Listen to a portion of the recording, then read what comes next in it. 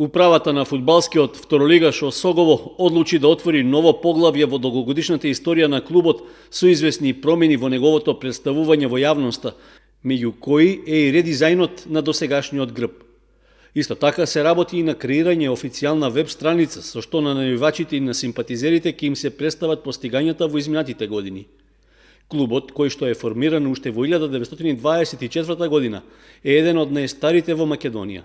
Во текот на богатата историја тој проминал неколку имиња, меѓу кои Султан Тепе, Витез и Хајдук, а имал и различни грбови. Сега, неколку години пред одбележувањето на 100-годишнината од основањето на клубот, управниот одбор на Осогово решил дека е време за промена на досегашниот грб со нов, со посовремен изглед.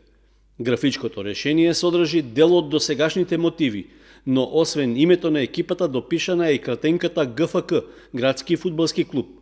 Освен тоа, додадени се и контури на планински врвови, како обележје на планината Осогово, според која што клубот и е именуван.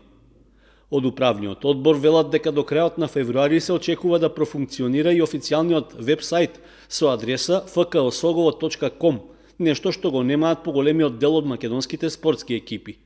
Во меѓувреме, клубот се промовира преку отворените профили на социјалните мрежи и на Инстаграм. Во однос на играчкиот кадар продолжуваат до екипирањето, при што деновиве тимот е засилен со уште две нови имиња.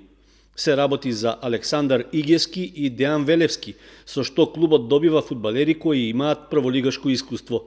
Игески е голман на 25 годишна возраст, кој во есенскиот дел од полусезоната играше во Гостивар.